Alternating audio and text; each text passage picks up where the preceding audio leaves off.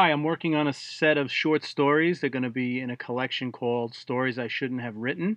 And this is one of the stories I wrote. And for reasons unknown to me, I feel like reading it out loud. The name of the story is Jeff and the Really Big Fish. It's a short story, it's shorter than you think. And there's going to be little sections, in which case I will hold up a Roman numeral to designate that. So without any further delay, let's read the story. Jeff and the Really Big Fish. So a long time ago, I create this world, and there's this city called Havanen, whose people don't feel like worshiping me, and they're engaging in all sorts of nonsense. So I yell down to them, "Hey man, what the hell?" And they don't hear me. All they hear is thunder. So I find this guy walking on a dusty road, and I go, "I'm calling you the prophet, and you gotta tell those people in Havanen to straighten up and worship me, or I'm gonna wreck the city. You know, I'm their creator, right?" And the prophet goes, "Okay." And off he goes to Havanen, and he tries to explain to the people why they should worship me, but they all laugh at him. And when he tells them that I'm going to come wreck the city, the people realize he's not kidding, and they get angry, and then they kill him. And the way they kill him is worse than what they usually do to thieves or murderers or adulterers.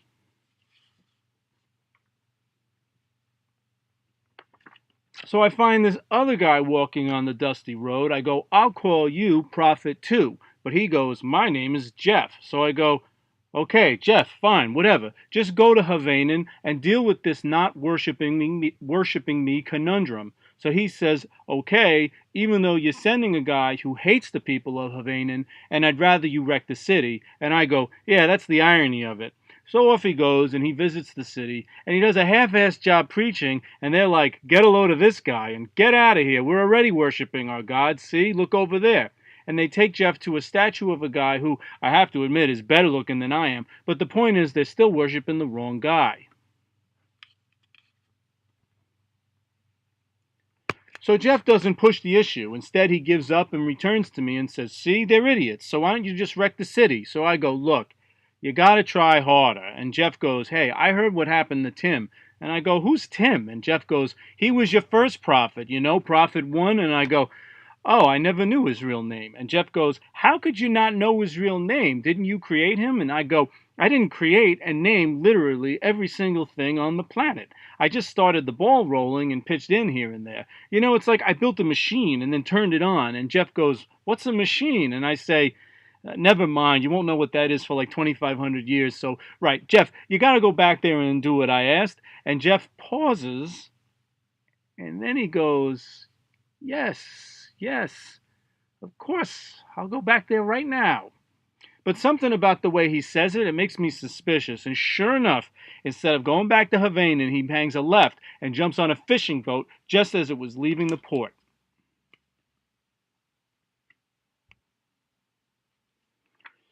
So that really annoys me, so I'm like, screw this guy. So I send out a storm to mess up the water, and now the boat's really rocking, and the boat captain comes out and goes, "Hey, has anyone like pissed off their god lately?" And some dude with a big black beard goes, "Well, I made out with my girl in the temple." And the captain says, "Hey, that's not so bad." And the dude goes, "Not if you knew what my girl looks like." And they laugh. But anyway, the captain goes round and round to the rest of the crew to find out if anyone angered their god. And nothing anyone did seemed serious enough to summon a Category 5 hurricane. And they finally get to Jeff, and the captain says, "Hey, did you piss off your god?" And he says, "Well, I don't know if he was pissed off exactly, but I didn't go to Havanan to tell the people that they should worship him."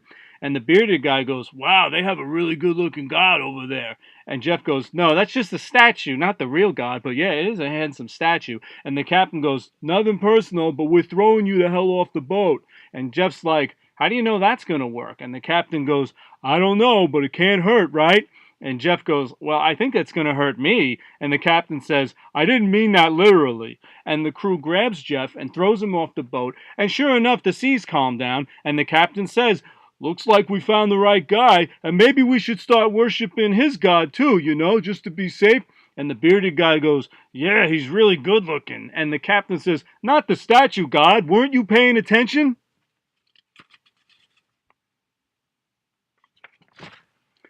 So there's Jeff out in the middle of the sea, and it looks like he's going to drown. I know that much. So I find this really huge fish, and I say to the fish, look, there's a guy out there in the water. I need you to swallow him. And the fish goes, no problem. I like eating people. And I'm like, no, you're going to swallow him, but he won't be digested. He'll just sit in your stomach for a few days, and then you bring him to the shore and you spit him out.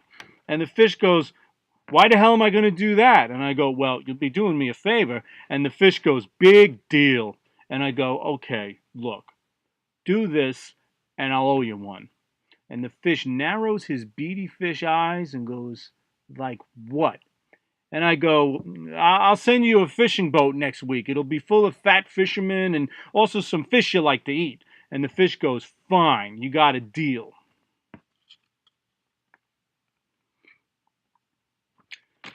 So that's what the fish does. He swims over to Jeff, and Jeff's flailing in the water, and he sees this giant fish approaching, and he goes, great, like I need this right now.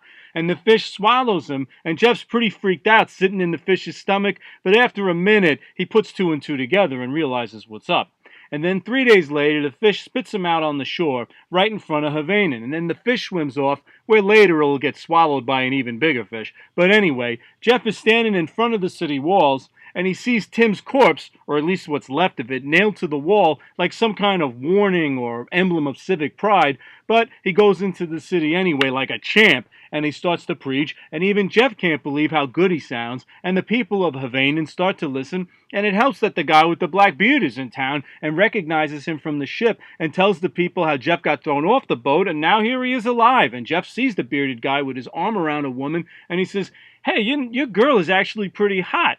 And the bearded guy goes, oh, this is a new girl, not the girl I made out with at the temple. And the new girlfriend goes, oh, you mean Judy? She was a dog.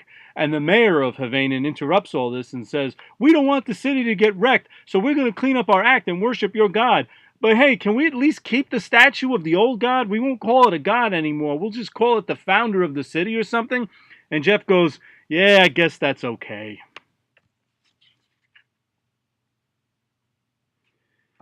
So Jeff leaves Havanen and climbs a hill overlooking the city, and I think he's going to be like, mission accomplished, but instead he's really pissed off and wishes I wrecked the city anyway because the people are jerks. And he's worn out from all that preaching, so he sits under a shady tree and takes a nap. And I find this worm, and I go, hey, get some of your friends and go eat that tree. And the worm goes, no problem. And I'm thinking, this is the first thing I've asked to do a favor of that hasn't given me a hassle. And sure enough, the worms have a big party inside the tree, and the tree dies, and all its shade goes away, and Jeff wakes up with a couple of sun blisters on his face.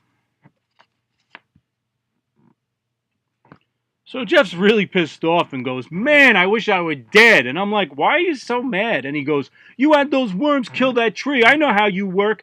And I go, it's interesting that you care so much about that stupid tree, but you've been okay with me wrecking the city of Havanen with all those people and even your friend with the black beard.